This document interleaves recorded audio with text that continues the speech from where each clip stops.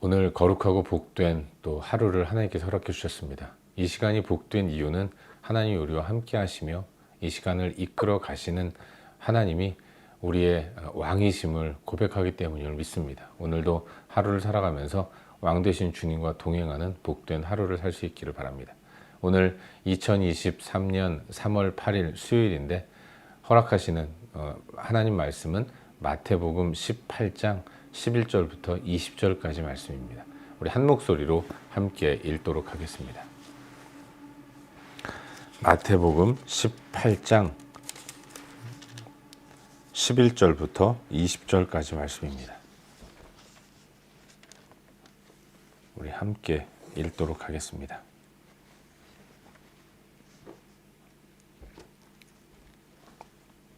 읽겠습니다. 너희 생각에는 어떠하냐? 만일 어떤 사람이 양 100마리가 있는데 그 중에 하나가 길을 잃었으면 그 99마리를 산에 두고 가서 길 잃은 양을 찾지 않겠느냐? 진실로 너희에게 이르노니 만일 찾으면 길을 잃지 아니한 99마리보다 이것을 더 기뻐하리라. 이와 같이 이 작은 자 중에 하나라도 잃는 것은 하늘에 계신 너희 아버지의 뜻이 아니니라. 내 형제가 죄를 범하거든 가서 너와 그 사람과만 상대하여 권고하라. 만일 들으면 내가 내 형제를 얻은 것이요. 만일 듣지 않거든 한두 사람을 데리고 가서 두세 증인의 입으로 말마다 확증하게 하라. 만일 그들의 말도 듣지 않거든 교회의 말하고 교회의 말도 듣지 않거든 이방인과 세리와 같이 여기라. 진실로 너희에게 이르노니 무엇이든지 너희가 땅에서 매면 하늘에서도 매일 것이요 무엇이든지 땅에서 풀면 하늘에서도 풀리리라. 진실로 다시 너희에게 이르노니 너희 중에 두 사람이 땅에서 합심하여 무엇이든지 구하면 하늘에 계신 내 아버지께서 그들을 위하여 이루게 하시리라. 두세 사람이 내 이름으로 모인 곳에는 나도 그들 중에 있느니라. 아멘. 우리는 요즘 계속해서 새벽 시간을 통해서 마태복음 말씀을 함께 살펴보고 있죠. 오늘은 어제에 이어서 방금 읽은 말씀인 마태복음 18장 11절부터 20절까지의 말씀을 묵상하는 가운데 우리에게 주시는 은혜와 도전들을 함께 나누기 원합니다. 어제 묵상한 본문 가운데서 마지막 절인 18장 10절을 보시면 주님은 제자들에게 작은 자 중에 하나도 업신여기지 말라라고 명령하셨어요. 여기 업신여기지 말라라는 것은 실족하게 하지 말라라는 의미를 갖고 있는 것입니다. 이어지는 오늘 본문에서는 그 작은 자, 결코 실족하게 하지 말아야 할 작은 자를 잃어버린 한 마리의 양, 그리고 범죄한 형제, 이렇게 비유하고 있는 것을 보게 됩니다. 여러분, 본문의 내용이 이렇지 않습니까? 어떤 사람이 양 100마리가 있었는데 그 중에 한 마리를 잃어버리고 한 마리가 길을 잃어 헤맨다면, 그러면 그 잃어버린 한 마리 양을 찾기까지 99마리를 들에 버려두고 찾고 찾는다는 것입니다. 그리고 찾으면 그 기쁨이 충만하게 될 것이라고 말씀하고 계신 거예요. 예수님은 바로 그것이 하나님의 마음이고 뜻이라고 분명하게 선포하십니다. 한 마리도 잃어버리지 않는 것이 하나님의 뜻이라고 말씀하세요. 그만큼 하나님은 이 작은 자, 여기에 지대한 관심을 갖고 계신 분이다라는 것을 예수님은 강조해서 설명해 주시는 것입니다. 우리의 생각에는 겨우 한 마리이고 내 소나귀에 있고 내 시선에 머물고 있는 99마리가 더 중요하다고 생각할지 모르지만, 그러나 하나님은 그 잃어버린 한 마리도 당신의 양이고 생명이기 때문에 더욱더 소중히 여기신다는 것을 예수님은 말씀하고 계신 것입니다. 이어서 예수님은 이 작은 자를 범죄한 형제로 비유해서 설명을 하십니다. 앞부분에는 작은 자를 잃어버린 한 마리 양으로 비유하셨다면, 이번에는 공동체에서 죄를 범한 형제, 그가 바로 작은 자이고, 작은 자를 결코 업신여기지 말고 소홀히 여기지 말고 또 실족하지 않게 해야 한다라고 말씀하고 계신 거예요. 형제가 죄를 범하거든, 그러면 당장에 내치고 외면하고 또 돌아서지 말고 그에 계속 기회를 주어야 한다는 것을 말씀하십니다. 우선은 그 죄로 인해 피해를 받은 피해자가 그 사람을 만나서 1대1로 해결하도록 말씀하시죠. 범죄한 자에게 찾아가서 죄를 알리고 돌이키도록 권면하라고 말씀하세요. 하지만 그가 듣지 않는다면, 그 사람의 말을 듣지 않는다면 그때에는 한두 사람을 데리고 다시 찾아가라고 명령하십니다. 그들과 함께 간 한두 사람과 함께 범죄한 형제의 죄를 알리고 돌이키도록 권면하라는 거죠. 그런데 이번에도 듣지 않는다면 그때에는 교회에 알리고 이제 교회의 권위로 권고하게 하십니다. 그래도 듣지 않으면, 교회의 권위로 권면하는 것 또한 듣지 않으면 그때 비로소 그 처분을 단호하게 하라고 말씀하고 계신 거죠. 교회의 권면까지도 거부한다면 그런 사람을 교회의 일원으로 인정할 수는 없다는 것을 말씀하시는 건 아니겠습니까? 이방인과 세리로 여겨라 라고 말씀하고 계신 거예요. 이 가르침도 한 마리의 잃어버린 양을 찾아 헤매는 목자의 마음과 같은 메시지를 담고 있는 것입니다.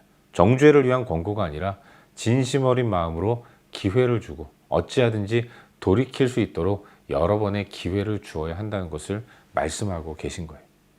여기서 말하는 죄를 범한 형제라고 할 때에 그 형제가 범한 죄는 분쟁과 다툼의 소지가 있는 그런 죄가 아니라 누가 보더라도 너무나도 명확한 죄를 이야기하는 것입니다. 명확한 죄의 문제가 있을 때 교회 공동체의 권위를 가지고 권면해야 하는 것이고, 그가 진정한 교회 공동체의 일원이라면 교회의 권위에 순종하는 마음으로 돌이키게 될 것이다 라고 말씀하고 계신 것이죠. 그렇지 않으면 교회의 권위를 부정하는 것이고, 교회의 권위를 부정한 사람을 가리켜서 같은 형제라고 말하기는 어렵다는 것을 말씀하고 계신 거예요. 예수님은 차제의 교회의 권위에 대해서 다시 한번 말씀해 주십니다.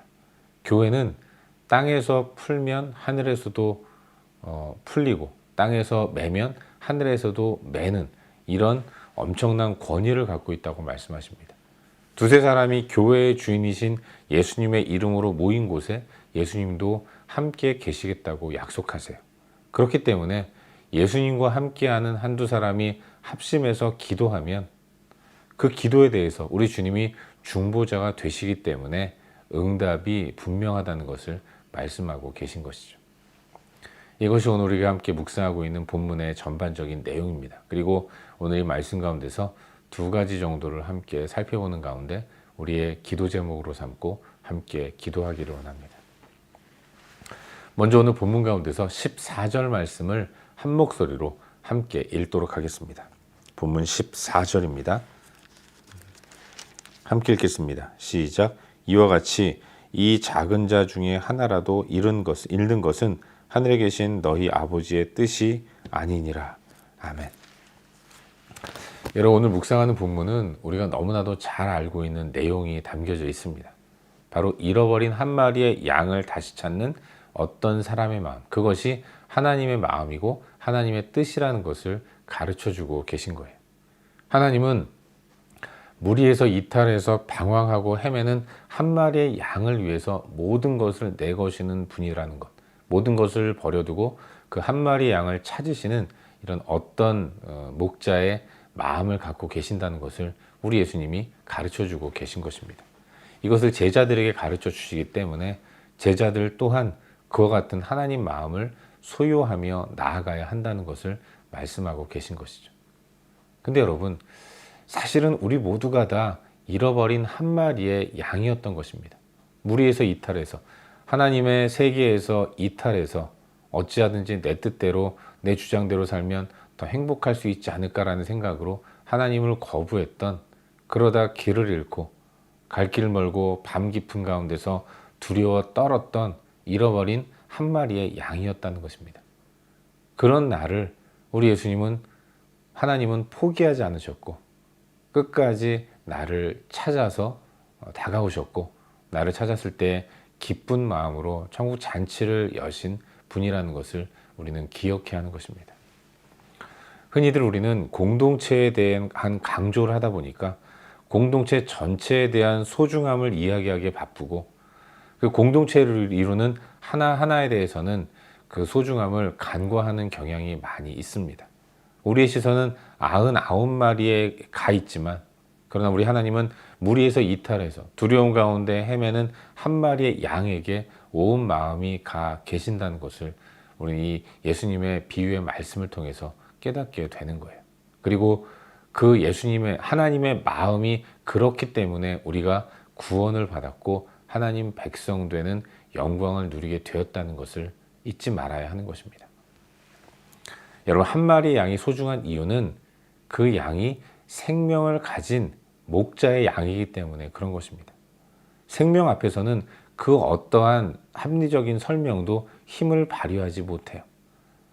그런데 하나님은 택하신 자기 백성을 그렇게 생명으로 대해 주시는 분이라는 것, 여기에 우리의 소망이 들어 있다는 것을 묵상하게 되는 것입니다.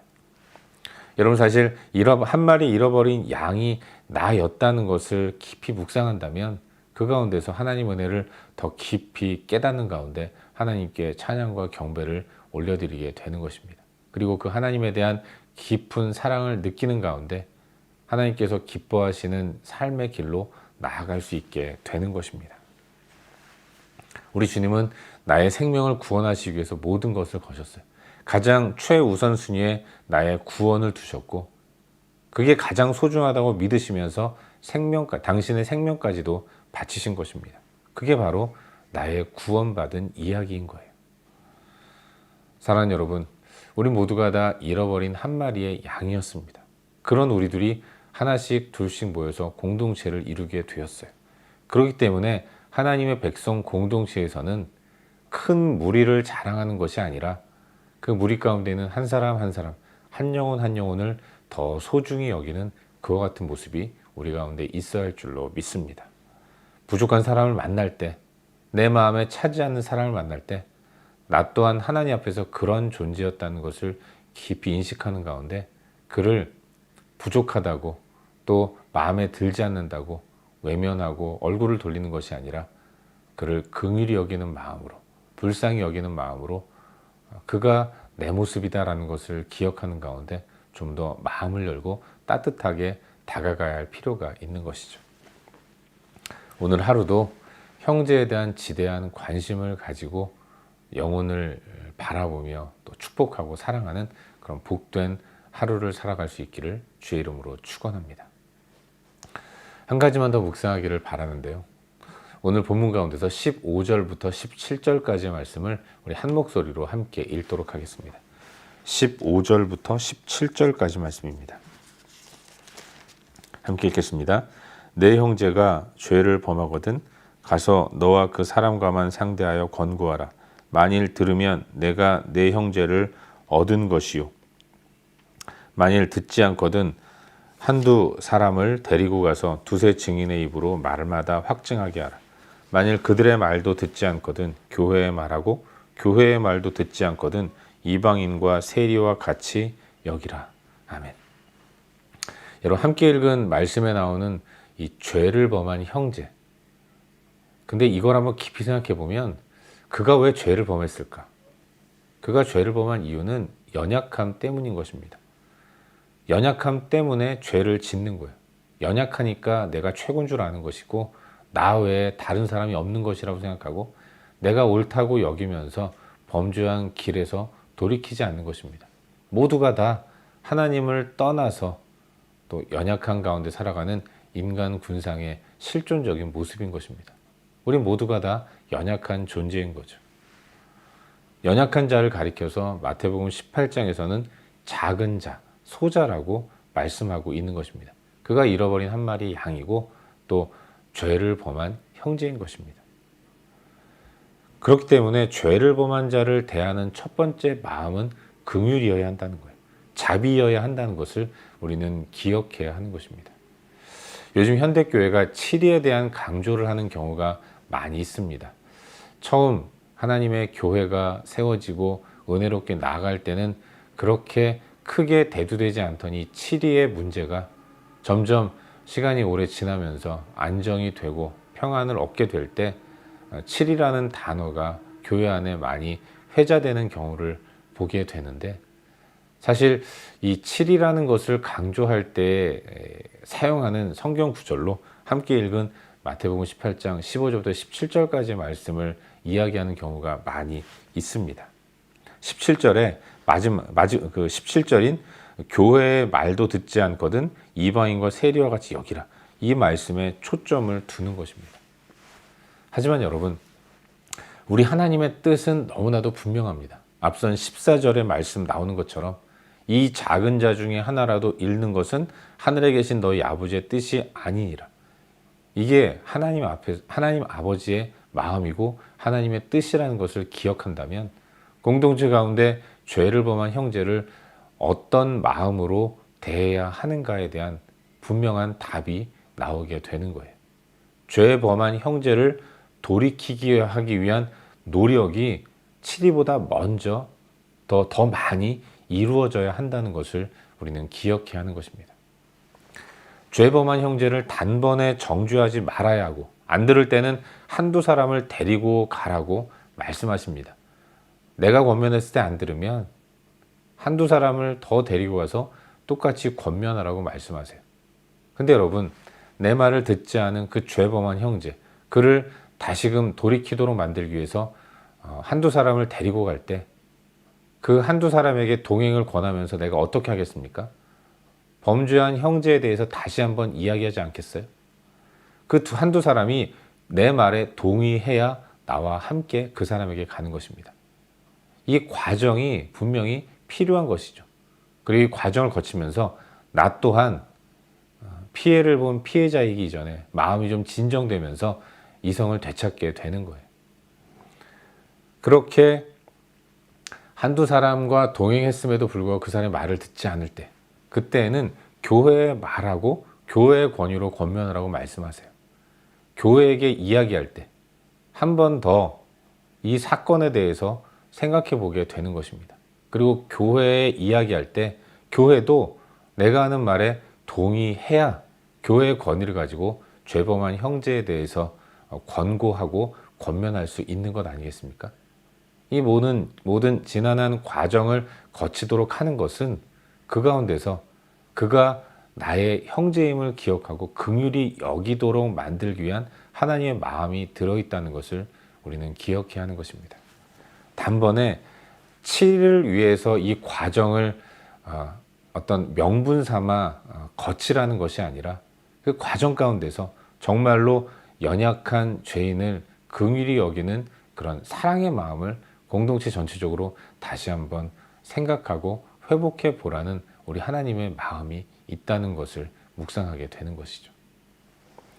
사랑하는 여러분, 주님의 마음은 생명에 있고 영혼에 있습니다. 그래서 우리가 구원받은 것이고, 우리 안에 계신 예수님이 그런 생명과 영혼에 대해서 지대한 관심을 갖고 계신 분이라는 사실을 기억하는 가운데 어찌하든지 우리는 권고와 권면마저도 영혼을 얻기 위해 하는 것이어야 한다는 사실을 잊지 말아야 하는 것입니다. 바라기는 오늘날 우리들의 삶이 영혼의 소중함을 마음에 새기고 하나님 마음으로 오늘 만나는 사람들을 잘 대할 수 있기를 바랍니다. 긍휼히 여기는 마음, 회복을 바라는 마음, 축복하는 마음, 그런 마음으로 영혼을 대하는 그런 복된 하루를 사는 우리 모두가 될 수 있기를 주의 이름으로 축원합니다. 기도하겠습니다. 함께 기도할 때 하나님, 오늘도 우리의 삶이 한 영혼의 소중함을 잊지 않게 하여 주시옵소서. 영혼을 향한 긍휼의 마음을 가지고 오늘 만나는 사람들을 축복하며 살아갈 수 있도록 은혜를 베풀어 주시옵소서. 이 시간 말씀 붙들고 함께 기도하기로 합니다. 또 기도할 때 우리의 중보가 필요한 여러 영역들을 위해서 간절히 기도하시기를 바랍니다. 그렇게 기도하신 이후에 각자 개인적인 기도 제목 가지고 기도하시다가 일상의 삶의 자리로 나아가도록 하겠습니다. 함께 기도합시다.